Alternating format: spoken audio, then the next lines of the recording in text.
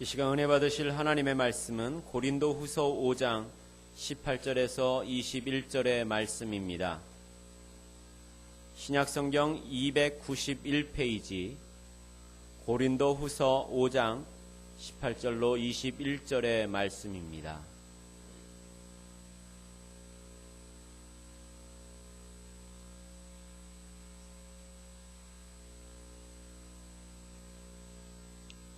고린도후서 5장 18절로 21절의 말씀, 우리 다같이 믿음으로 합독하시겠습니다. 모든 것이 하나님께로서 났으며 그가 그리스도로 말미암아 우리를 자기와 화목하게 하시고 또 우리에게 화목하게 하는 직분을 주셨으니 곧 하나님께서 그리스도 안에 계시사 세상을 자기와 화목하게 하시며 그들의 죄를 그들에게 돌리지 아니하시고 화목하게 하는 말씀을 우리에게 부탁하셨느니라. 그러므로 우리가 그리스도를 대신하여 사신이 되어 하나님이 우리를 통하여 너희를 권면하시는 것 같이 그리스도를 대신하여 간청하노니 너희는 하나님과 화목하라. 하나님이 죄를 알지도 못하신 이를 우리를 대신하여 죄로 삼으신 것은 우리로 하여금 그 안에서 하나님의 의가 되게 하려 하심이라. 아멘. 함께 봉독했던 말씀 중심으로 하나님의 부탁이라는 제목으로 연애 말씀을 나누겠습니다. 건망증이 심한 한 남편이 있었습니다. 그래서 아내가 남편에게 걱정을 하면서 부탁을 합니다. 지금 오늘 당장 우체국에 붙여야 될 편지가 있는데 일하시는 중에 나가셔서 이 편지를 꼭 우체국에 가서 붙여달라고 부탁을 했습니다. 남편이 알았다고 이야기를 하면서 편지를 들고 집 밖을 나가는 순간에 잊어먹습니다.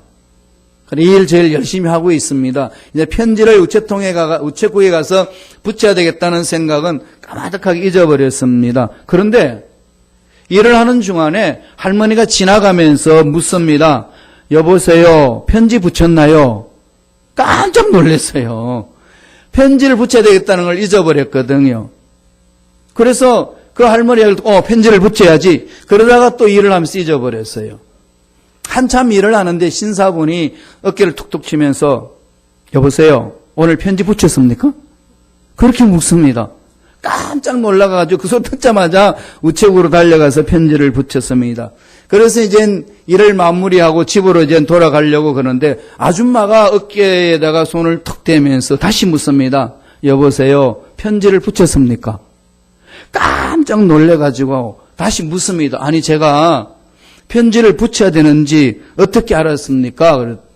다시 물었더니 그 아줌마가 붙였나요?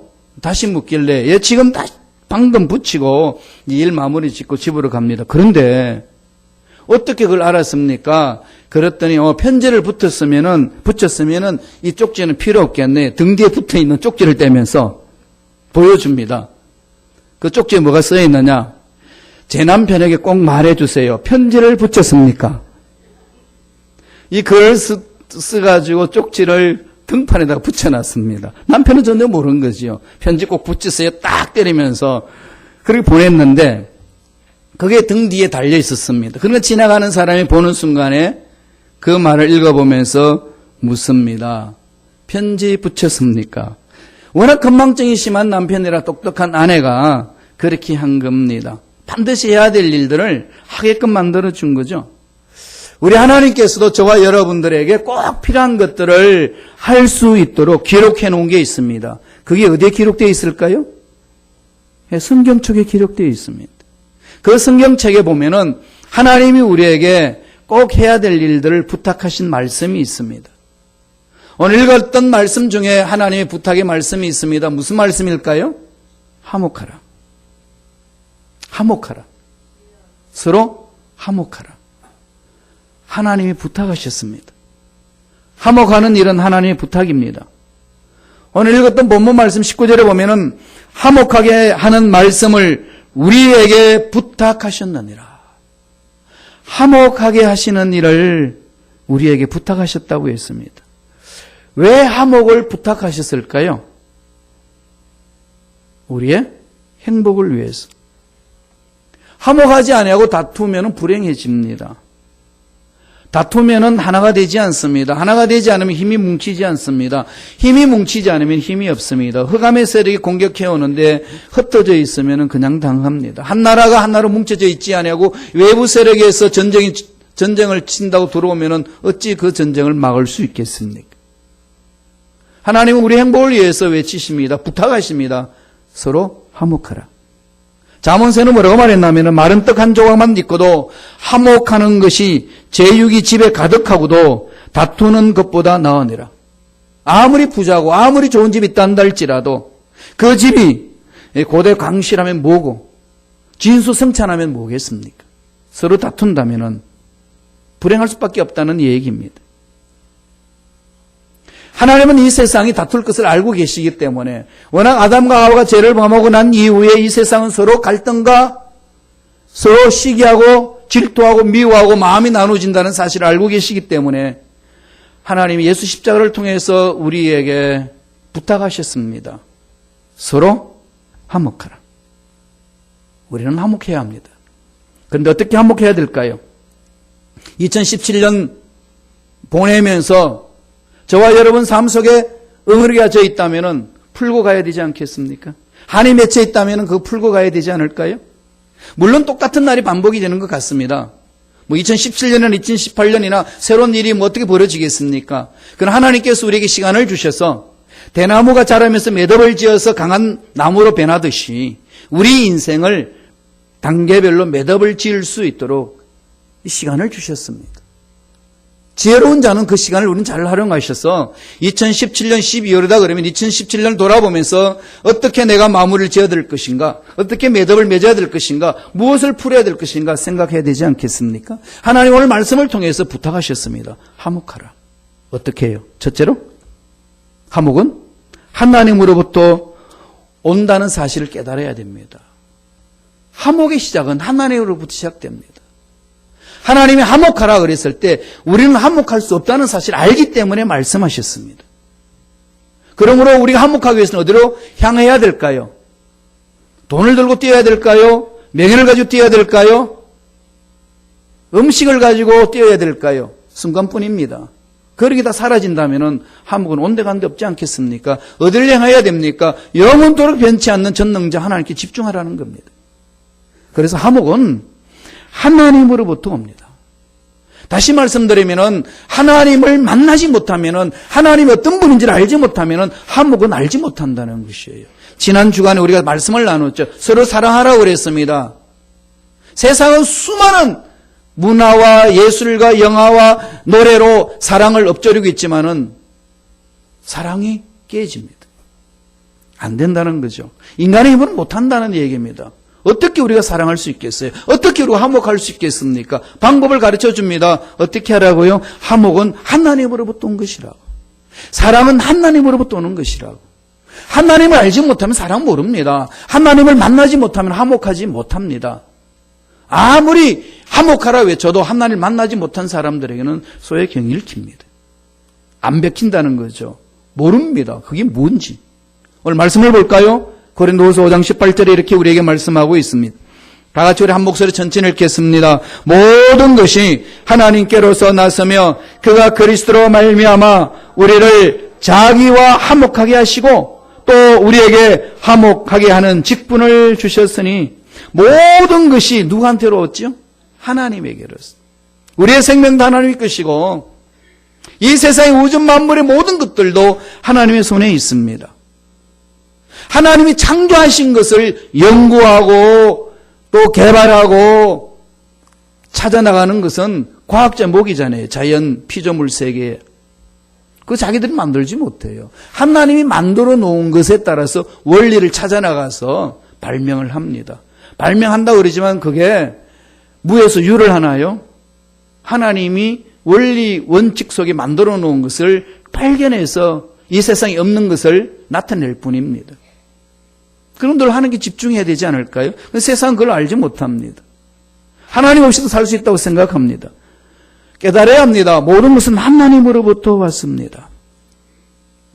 하나님에 의해서 생명이 주어지는 거죠. 18절에 그랬지만은 고린도후서 5장 17절에 여러분 잘 알고 있지 않습니까? 무슨 말씀이 있죠? 그리스도 안에 있으면은 새로운 피조물이라. 이전 것은 지나갔으니 보라 새 것이 되었도다. 누구든지 그리스도 안에 있으면 우리의 새 생명은 하나님에 의해서 주어지는 거죠. 우리의 생명은 하나님에 의해서 주어지는 겁니다. 육체적인 생명, 영적인 모든 생명 하나님의 손 안에 있다는 거죠. 모든 피조물은 하나님의 것입니다. 서로 화목하라. 화목도 누구의 것일까요? 하나님의 것입니다. 정말로 화목하여서 행복을 맛보기를 원하신다면 화목하라고 하신 그분에게 집중하셔야 돼요. 이 화목하라는 하나님의 말씀 집중하지 아니하면 우리는 워낙 죄성이 있기 때문에 하나님의 자녀임에도 불구하고 죄를 지을 수 있는 연약성이 우리 속에 있기 때문에 그냥 두면은 불만 품고 짜증 부리고 화목하지 않고 다투고 서로 나누어집니다. 그게 연약성이 나타나는 현상입니다. 그러므로 집중하여 우리는 화목하기 위해서 누구한테 달려가야 될까요? 하나님을 보셔야 됩니다. 하나님 만나셔야 됩니다. 그래서 먼저 저와 여러분들은요, 화목하려면은 하나님과 화목하셔야 돼요. 하나님과 사람이 화목하지 않으므로 사람들은 하나님이 누군지도 모르고 이 세상 무엇을 위해서 어떻게 살아야 될 것인지 어떤 방향으로 가야 될지를 알지 못합니다. 왜 전능하신 하나님을 알지 못할까요? 하나님 형상대로 지음받았는데 그 사이에 뭐가 있나요? 죄가 있기 때문에 그렇습니다. 죄의 담이 있기 때문에 하나님과 관계 형성이 안 됩니다. 내가 누군지, 왜 사는지, 어디로 가는지 알기 위해서는 나를 창조하신 그분을 만나야 됩니다. 그분을 만나기 위해서는 어떻게 해야 되나요? 화목해야 돼요, 그분과. 구약 성경에 보면 욥기라는 책이 있습니다.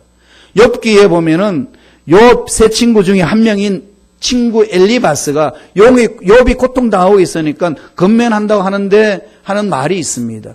물론 이것이 욥을 위한다고 하면서 오히려 욥의 속을 뒤집어 놓은 거죠. 그렇지만 이 말씀은 만판에 새겨질 부분이 있습니다. 한번 같이 읽어볼까요? 욥기 22장 21절입니다. 다 같이 읽습니다. 너는 하나님과 화목하고 평안하라. 그래야면 복이 내게 이 말이라. 복 받기를 원하십니까? 복 싫으세요? 전 복 좋아요. 복 중에 무슨 복이 제일 좋죠? 돈복. 그러면 이 미국에는 돈이면 다 되더라고요. 거의 다. 돈을 싫어하는 사람이 있나요? 손 들어보세요. 제가 돈 드릴게요. 돈을 싫어하는 사람 없어요. 그죠? 돈은 다 좋아요. 돈은 필요해요. 돈 좋아한다고 잘못됐나요? 아니에요. 하나님보다 더 좋아하니까 문제가 되는 것이지. 늘 하나님은 우리에게 필요한 걸 채워주시고 그 좋은 것을 잘 관리하려고 하셨지 않습니까? 자, 그 복을 받기 위해서는 어떻게 하라는 거죠? 하나님과 화목하고 평안하라. 하나님과 화목한다는 게 뭘까요? 하나님 앞에 지은 모든 죄악들을 통해 잡아하는 것 아니겠습니까? 죄를 회개하는 겁니다. 죄를 털어놓은 겁니다. 그렇다면 제가 묻겠습니다. 죄가 뭡니까? 여러분 죄가 뭐라고 생각하시나요? 뭐가 죄인가요? 여러분 죄 지었습니까? 그러면 다 지었대. 무슨 죄 지었느니? 교통딱지도 떼고요. 거짓말도 하고요. 뭐 이럽니다. 죄의 기준이 어디 있습니까? 여러분 가치 기준인가요? 예, 그럴 수도 있어요. 사회 규범을 벗어난 것 죄잖아요. 그건 사회에서 말하는 죄악이라고 그럽니다. 미국 법에서 만들어 놓은 것을 벗어난 건 죄악이죠. 그건 말고 또 다른 죄악이 있습니다. 그건 기본적으로 누구나 지켜야 될 문제지만은 근본적으로 하나님을 만난 자에게 주시는 죄악이 뭔지 구분 어디에 있나요? 말씀이 있어요. 내 기준이 아닙니다. 하나님 말씀에서 비추어서 이것이 죄인지 아닌지를 분간할 수 있습니다. 하나님 모르는 자, 하나님의 말씀을 거부하는 자, 하나님의 말씀의 기준에 있어서 빗나가 있는 자를 죄를 범한 자다 그럽니다. 그럼 어떻게 해야 되나요? 말씀을 들고서 돌아서야 됩니다. 그게 회개예요. 그렇게 할 때 하나님과 나와 사이 막혔던 담이 무너집니다. 담이 무너지면 하나님 만날 수 있어요. 하나님 만나면 어떤 일일까요? 세상은 안 된다고 한다 할지라도 하나님 만난 자는 되는 일들이 일어납니다. 기적이 있어요. 그래서 하나님 말씀합니다. 하나님과 화목하는 게 최우선이라고. 어떻게 해주셨나요? 그리스도로 말미암아 자기와 화목하게 하시고 예수 그리스도 십자가를 통해서 하나님과 화목할 수 있는 길을 열어주셨다는 겁니다. 예수 십자가로서 하나님과 화목되는 것은 우리가 받은 복 중에 가장 큰 복 아니겠습니까? 화목은 최고의 행복의 극치입니다. 하나님과 화목이 있는 자는 하나님과 합일된 자이기 때문에 하나님 은혜를 맛보는 자고 하나님 은혜를 맛보는 자는 하나님 사랑이 있는 것이고 하나님의 사랑을 체험한 자는 사랑의 힘을 가지고 삶을 사는 것이고 어떤 환경이 있단다 할지라도 환경이 휩쓸리 들지 않습니다. 사랑의 힘으로 이겨냅니다. 사랑을 체험한 자의 모습이죠. 복받은 자의 삶은 그렇습니다. 그래서 하나님의 사랑을 체험한 자, 하나님의 화목을 하는 자고 하나님과 화목을 누린 자는 하나님의 예비하신 기적을 맛볼 수 있습니다. 세상이 힘들다 어렵다 이 사람 저 사람 나를 괴롭힌다 이런 문제 저런 문제 있습니다. 내가 연약해 살 수 없습니다. 그렇게 말할 수 있지만 그건 큰 문제가 되지 않습니다. 모든 문제보다도 크신 하나님이 계시기 때문에 그렇습니다. 여러분 기도하기 전에요. 그 기도 문제만 가지고 풀려고 몸부림치지 마세요. 내려놓고요. 하나님 어떤 분인지를 먼저 찾으세요.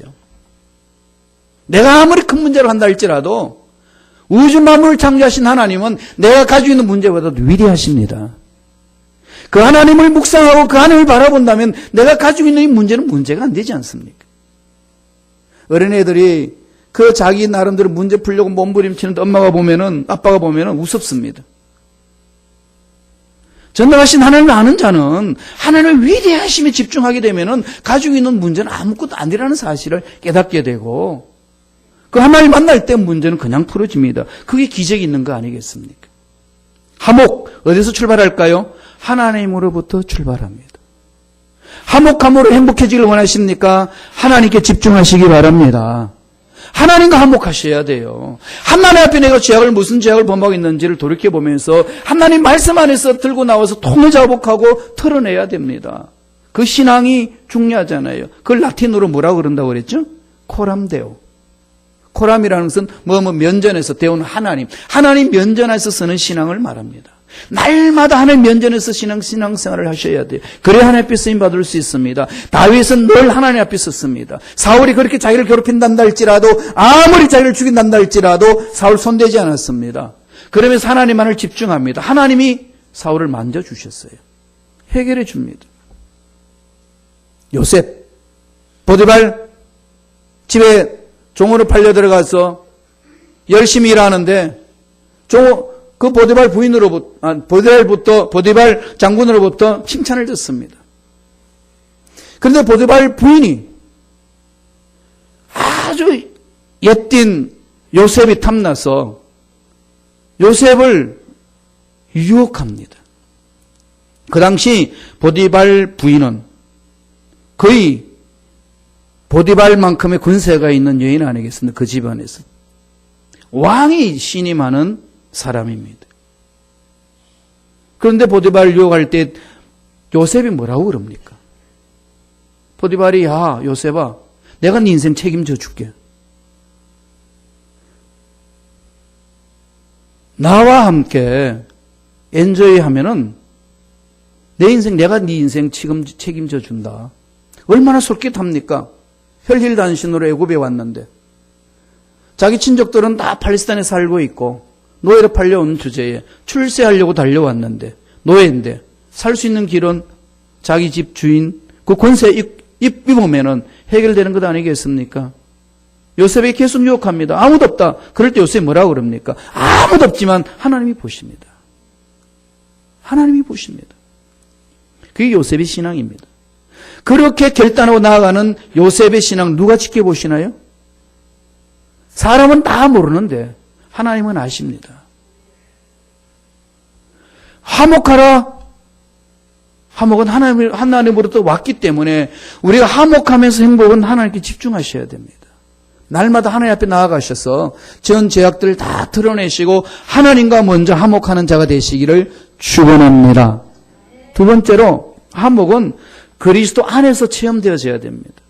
예수 안에서 체험되어지는 거죠. 5장 19절 이렇게 우리에게 말씀합니다. 다 같이 한번 읽어볼까요? 고린도후서 5장 19절은 다 같이 읽습니다. 곧 하나님께서 그리스도 안에 계시사 세상을 자기와 화목하게 하시며 그들의 죄를 그들에게 돌리지 아니하시고 화목하게 하는 말씀을 우리에게 부탁하셨느니라. 예수 그리스도 안에서 화목하도록 이미 2000년 전에 역사 사건 속에서 이루어 주셨습니다. 우리를 너무 사랑하셨기 때문에 그 죄악에서 건져낼 수 있는 방법을 독생자를 아끼지 않고 십자가에 매달았습니다.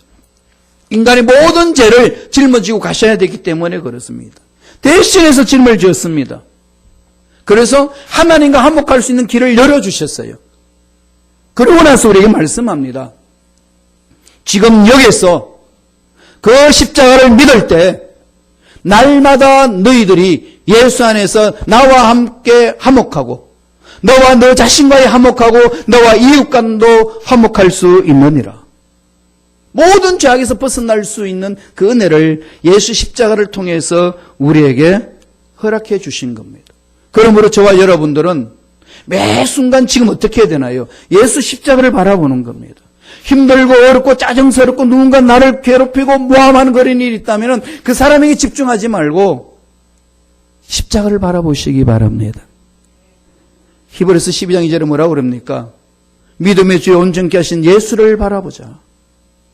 히브리서 3장 1절은 우리의 대제사장이신 예수를 깊이 생각하라. 우리가 여기에서 참 하나님이 주신 그 화목을, 그리고 나와 하나님과의 관계의 화목을, 나와 나 자신의 관계의 화목을, 나와 너의 관계의 화목을 맛보기 위해서는 십자가를 바라보셔야 됩니다. 나의 모든 죄를 대신해서 짊어지고 가신 그 십자가를 바라볼 때에 내 속에 잠겨있는 죄책감에서 벗어날 수 있습니다. 그때 비로소 마음에 넉넉함이 있는 거 아니겠어요? 하나님에 대한 용서를, 하나님에 대한 화목을, 하나님에 대한 사랑을 체험했기 때문에 내 마음에는 그 사랑이 넘쳐나서 이웃을 바라보는 것이 바로 십자가로 바라봄으로써 내 마음에 그 넉넉함이, 그 사랑이 흘러나가는 겁니다. 말씀을 볼까요? 고린도후서 5장 21절에 이렇게 우리에게 말씀하고 있습니다. 다 같이 읽습니다. 하나님이 죄를 알지도 못하신 이를 우리를 대신하여 죄로 삼으신 것은 우리로 하여금 그 안에서 하나님의 의가 되게 하려 하심이라. 날마다 지금 이 순간에 예수 십자가를 믿는 순간에 수많은 죄악들이 다 사라지고 하나님의 의가 우리 속에 온다는 겁니다. 누구 때문에요? 예수 십자가 때문에. 예수 십자가를 믿는 순간에 그렇게 엄청난 죄를 범했음에도 불구하고 우리는 의인이라고 하나님은 불러주십니다. 모든 죄책감에서 벗어난다는 거죠. 그런데 여기서 오해하지 말아야 됩니다. 내가 정말로 의인이라서 의인 삶을 살기 때문에 실질적으로 의인으로서 성인같이 살기 때문에 의인이다 말해준 거 아닙니다. 내가 나를 봐도 꼴값을 떨고 있고 돌아서면은 죄악을 범하고 돌아서면은 거짓말하고 그렇게 살고 있지만은 예수 그리스도 십자가를 믿기 때문에 하나님은, 거룩하신 하나님은, 의로우신 하나님은 십자가를 바라보시고 십자가를 믿는 너를 향하여 내가 의롭다고 칭하노라. 그 말씀이에요. 십자가 때문에 그냥 의인이 된 거예요. 주님이 십자가 안에서 모든 죄를 다 짊어지고 가셨기 때문에, 내 죄를 대신해서 짊어지고 가셨기 때문에 그 십자가를 믿는 순간에 하나님의 의가 내 속에 증가된다는 거예요. 임한다는 겁니다. 그런 사실을 뭐라고 그러냐? 의롭다 부른다 이거죠. 의롭다 부른다는 걸 뭐라고 말하죠? 한문으로 칭의. 영어로는 justification. 그럽니다. 의롭다고 불러주는 거예요. 이 말을 많이 혼돈을 합니다. 교회 오면 의롭다고 그러는데 교회 바깥에만 나면 의롭지가 않아요. 얼마나 괴로운지 몰라요. 나는 의로운 사람인데 집에 가게 되면은 부부싸움 한바탕 하고 나면은 어이고 나버리고 다 도망가는 거. 도대체 구원이 어디 있는지도 모르겠고 하루에도 천국 지옥 타임머신 타고 왔다 갔다 하고 이게 알지 못하겠노라 그럽니다. 여러분 기억하세요. 내 삶은 정말 엉망진창 같아도 예수 믿기 때문에 의롭다고 불러주시는 겁니다. 그래서 의인이에요. 의롭다고 칭해주는 겁니다. 의롭다고 칭함을 받고 난 이후부터 날마다 의로운 삶을 살도록 의로운 삶을 살기 위하여 말씀을 사모하고 기도하고 말씀에 매달리고 성령의 나를 사로잡아 달라고 성령님 인정하고 완전하고 모셔드리고 의지합니다. 기도하는 것 아니겠습니까? 칭의가 있고 나서 의롭다고 불러주고 나서 십자가 안에서 의롭다고 불러주고 나서 그 다음부터 의로운 삶을 살아갈 수 있도록 힘과 능력을 주신다는 겁니다. 그게 바로 성령 충만이라고 성서는 우리에게 가르쳐 줍니다. 지금 이 순간에 하나님이 우리에게 예수 십자가로 인하여서 화목하게 하셨기 때문에 이미 우리는 예수 십자가를 믿는 순간에 하나님과 우리는 화목관계가 이루어졌습니다. 그래서 하나님이 예비하신 복을 마음껏 받을 수 있는 자격이 주어져 있습니다. 그러므로 이 순간의 십자가를 바라보면서 나는 스스로 외쳐야 됩니다. 나는 의로운 사람이로다. 거울 앞에 가셔가지고 외치세요. 되게 얼굴이 화끈거릴 거예요. 화끈거림을 극복하는 자가 믿음이 있는 자입니다. 왜냐하면 내 공로로 의로운 게 아니기 때문에 그렇습니다. 내가 내 자신을 바라보면 내가 압니다. 내가 어저께 무슨 짓을 했고 그저께 무슨 짓을 했고 지금 여기 교회 오면서도 내가 무슨 생각을 하고 무슨 말을 하고 무슨 짓을 했는지 내 양심이 압니다. 그럼에도 불구하고 우리는 십자가 안에 있기 때문에 의인입니다. 괴롭죠? 의인이 아닌데 의로운다 그러니까 이게 은혜입니다. 이게 예수 믿는 순간에 하나님이 주시는 은혜 중에 은혜입니다. 이게 감격 아니겠어요? 그래서 우리는 하나님이 의롭다고 불러주시는 겁니다. 따라서 저와 여러분들 서로 바라보면서 뭐라고 그럽니까? 이 죄인아 그러지 않고 어떻게 불러야 되죠? 의인아. 의인이 뭔데 영어로? 세인트잖아요. 성자로 번역되어 있죠. 성자입니다. 여러분 얼굴, 주위에 있는 사람 얼굴 보세요. 성자 같은가요? 악한 마귀의 모습인가요? 자기 얼굴에 따라서 달라 보일 겁니다. 하나님을 만난 자는요, 바라보는 눈이 달라집니다. 하나님의 사랑을 체험한 자는 내가 내 자신을 바라보도 사랑의 눈으로 보게 됩니다. 하나님의 사랑의 위대하심을 맛본 자는 주위에 있는 사람을 바라봐도 달라집니다. 오늘 댁에 가셔서 아내와 남편의 얼굴을 맞대고 보세요. 아니면 자식과의 관계 얼굴 맞대고 한번 보세요. 어떤 모습인지. 아니 주위에 있는 사람 얼굴을 보세요. 여러분, 우리 성도들 옆에 사람을 얼굴 볼 때 그 얼굴 속에서 하나님의 얼굴을 볼 수 있어야 합니다. 그게 신앙이에요. 내가 하나님의 사랑을 체험하면 그것을 볼 수 있습니다. 도대체 우리 교회는 그런 사람이 안 보인다. 그런 사람이 하나도 없는 것 같다고 느끼면요, 내 신앙을 돌아보세요. 하나님은 거기서부터 출발합니다. 여기서 지금 그 은혜를 우리는 맛볼 수 있습니다. 왜? 하나님 길을 열어주셨기 때문에. 이미 한몫을 주셨기 때문에. 그래서 예수 안에서 날마다 내 자신과의 내 원래 모습과의 한몫할 수 있고 나와 너의 관계도 한몫할 수 있다는 것이 오늘 성경이 가르쳐 주는 겁니다. 마지막 세 번째로, 그러므로 우리는 뭘 해야 되나요? 우리는 화목해 하는 자가 되어야 합니다. 결론이에요. 한몫하는 자가 되어야 돼요. 하나님이 예수 십자가로 해서 한몫하는 길을 열어주셨어요. 그래 예수님을 날마다 믿음으로 한몫을 맛보며 삽니다. 그 속에 마음의 평안이 있고 기쁨이 가는 사랑을 체험합니다. 따라서 예수님 때문에 한몫을 누렸으니까, 예수님 때문에 하나님의 사랑을 체험했으니까, 예수님 때문에 하나님과 화해를 맛보았으니까 이제는 우리가 예수님을 대신하여서 예수님처럼 한몫하는 자가 되어야 합니다. 말씀을 볼까요? 자막을 통해서 보겠습니다. 고린도후서 5장 18절 하반절에 뭐라고 그랬나요? 우리에게 한몫하게 하는 직분을 주셨으니, 한몫하게 하는 직분을 주셨습니다. 19절 하반절은 뭐라고 그랬나요? 다 같이 읽어볼까요? 한몫하게 하는 말씀을 우리에게 부탁하셨느니라. 누가 부탁하셨습니까? 나를 살려주신 하나님, 죄로 인하여서 영원히 절망 가운데 빠져있던 나, 희망이 없던 나, 살려주신 그 하나님이 우리에게 생명을 연장시켜 주시면서 하시는 말씀이 한몫하게 하는 말씀을 주십니다. 그리고 부탁하셨습니다. 한몫하라. 한몫하라는 명령은 하나님의 명령이고, 싸우라, 서로 다투라는 것은 사탄의 명령입니다. 누구 말에 순종하시겠습니까? 선택은 여러분에 있습니다. 하나님 우리에게 명령하셨습니다. 화목하라. 화목해 하는 삶을 살아. 나가서 19절 한 번 더 볼까요? 고린도후서 5장 19절에는 이렇게 우리에게 권면하고 있습니다. 다 같이 읽습니다. 곧 하나님께서 그리스도 안에 계시사 세상을 자기와 화목하게 하시며 그들의 죄를 그들에게 돌리지 아니하시고 화목하게 하는 말씀을 우리에게 부탁하셨느니라. 그들의 죄를 그들에게 돌리지 아니하시고 그들의 죄를 그들에게 돌리지 아니하시고 우리의 죄를 우리에게 돌리지 아니하시고 예수님이 십자가에 다 짊어지고 가시고 하나님과 우리의 관계를 화목하게 하셨다고 선포하고 있습니다.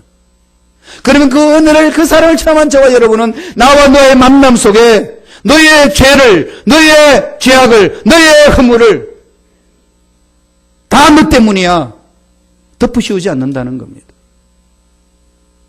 누구 때문이라고 덮으시우는 것이 아니라 내가 잘못하여 내 자신을 돌아본다는 거죠. 십자가 안에서 화목을 체험을 하고 하나님의 사랑을 체험한 자의 결론은 내 자신의 지은 죄악들을 돌아봅니다. 바리새인들은 날마다 하나님의 말씀을 순종한답시고 하나님의 말씀대로 산다고 그러면서 손을 높이 들고 하는 게 기도하고 나는 하루에 3번씩 기도했습니다. 일주일에 한 번씩 금식했습니다. 11주 똑바로 다 했습니다. 오 할렐루야 하나님 나의 기도를 받으소서. 나는 저기 울고 있는 세리와 죄인들과 같지 않습니다. 그렇게 했던 그들을 향하여 주님이 뭐라고 그랬습니까? 너는 남의 눈에 있는 티를 보느냐? 네 눈에 있는 들보를 봐라. 네 속에 들어있는 죄악이 얼마나 무서운지 알지 못하고 왜 형제들의 죄악을 들춰내면서 너는 그들보다 낫다고 서로 교만에 빠져 있느냐? 책망하셨습니다. 오늘도 동일하지 않을까요? 하나님과 화목하는 것 하나님이 해주셨어요. 십자를 통해서 해주셨습니다. 엄청난 대가를 지불하시고 하나님과 우리의 관계를 회복시켜 주셨어요. 그리고 지금 이 순간 예수를 믿는 순간에 우리는 모든 죄에서 벗어날 수 있고 죄책감에서 벗어날 수 있고 하나님의 예배하신 복을 마음껏 체험할 수 있는 하나님의 자녀로 특권을 누리고 있습니다. 화목한 자의 삶은 나와 너의 만남 속에 화목하는 겁니다. 허물을 상대방에 돌리지 않습니다. 허물을 덮습니다. 죄는 벗겨내고 죄인을 품습니다. 여러분 상대방에게 죄악을 덮어 씌워버리면은요 화목은 깨어집니다. 내 눈에 있는 들보를 보고자 하는 몸부림이 있을 때에 진정한 화목을 맛보지 않겠습니까? 여러분 내 눈에 있는 들보를 빼겠다고 몸부림 쳐보세요. 큰 몸부림치는 모습을 보면은 다른 형제가 티가 눈에 있는데 그 들보를 빼겠다고 몸부림치는 걸 바라보고 감격해가지고 눈물을 흘릴 때 그 형제 눈에 티가 빠지는 거 아니겠어요? 나를 돌아봐야 됩니다. 에베소서 2장 16절을 바라보실래요? 사도 바울이 이렇게 권면합니다. 제가 읽어드릴까요? 또 십자가로 이 둘을 한 몸으로 하나님과 화목하게 하려 하심이라. 원수된 것을 십자가로 소멸하시고 다 끝냈습니다. 예수 안에서 다 끝내고 우리들에게 부탁하셨습니다. 너희들도 그렇게 하라. 나에게 생명을 주신 그분이 명령하신 겁니다. 우리 누구 말을 듣고 사는 사람들입니까? 세상 말을 듣고 삽니까? 내 자신의 말을 듣고 삽니까? 이웃 사람들의 말을 듣고 삽니까? 사탄의 말을 듣고 삽니까? 답은 하나님의 말씀을 듣고 삽니다. 그러면서 늘 하나님의 말씀을 무시하고 사탄의 말을 들을 때가 얼마나 많습니까? 돌아서야 됩니다. 바울은 20절에 이렇게 외칩니다. 한 목소리 다 같이 읽어볼까요? 고린도후서 5장 20절. 제가 읽어드리겠습니다. 그러므로 우리가 그리스도를 대신하여 사신이 되어 하나님이 우리를 통하여 너희를 권면하시는 것 같이 그리스도를 대신하여 간청하노니 너희는 하나님과 화목하라. 그리스도를 대신하여 이제는 우리가 그리스도를 대신하여서 주님이 기뻐하시는 삶을 사는 거죠. 여러분 신앙이 잘한다, 믿음이 잘한다, 성숙한다 그런 말을 많이 하지 않습니까? 여러분 믿음이 잘한다, 신앙이 성숙했다 어떻게 알 수 있나요? 여러 가지 말할 수 있습니다. 그 중에 딱 한마디를 한다면 얼마나 십자를 지고 있느냐 그거 아닐까요? 십자를 진다는 게 뭐죠? 얼마나 희생하는가. 어떤 일이 일어날 때에 손해보는 일이 있으면은 그리스도인들은 뭘 택해야 되나요? 손해보는 걸 택하는 게 그리스도인입니다. 오리를 가자 그러느냐? 심리 가주라. 오른밤을 때리냐? 왼밤을 내밀어라. 세상 가치관으로 보면 바보예요. 그러나 바보처럼 살 수 있는 힘은 내 의지가 아니고 내 용기가 아니고 하나님의 사랑의 힘이요. 하나님의 사랑의 능력인 줄로 믿습니다. 그 사랑의 힘이 없으면 못합니다. 우리는 화목하는 자로 설 수 있는 것은 하나님의 사랑을 체험하고 나서 비로소 나가는 것 아니겠습니까? 어떤 교회가 좋은 걸까요? 서로 희생하는 교회가 좋습니다. 서로 권리를 찾아먹고 서로 특권을 찾아서 누리려고 하는 교회는요, 좋지 않은 교회예요. 교회는요, 서로 희생하는 교회입니다. 그게 좋은 교회예요. 싸우는 교회 가보세요. 분쟁이 많은 교회 가보세요. 책임지는 사람 하나도 없습니다. 서로 잘못은 지적할 줄 알지만은 내 잘못이라고 책임지는 자들은 없다는 겁니다. 그런 성숙한 교회, 좋은 교회는 화목합니다. 내가 희생합니다. 그게 바로 하나님이 기뻐하시는 교회예요. 하나님이 원하시는 교회라는 겁니다. 2017년을 마무리 지으면서 여러분 어떻게 우리가 우리의 신앙을 매듭을 지어야 될까요? 여러분 풀지 못한 매듭이 있나요? 아직까지 한이 풀어지지 않아서 내 속을 괴롭히는 게 있습니까? 아직까지 너와의 만남 속에 정말 얼굴과 얼굴을 맞대기 힘드는 사람들이 있나요? 풀고 갑시다. 얼마나 오래 살겠습니까? 영원한 세계에서 여기서 우리 산다는 것 지극히 130년까지 산단다 할지라도 지극히 짧은 시간입니다.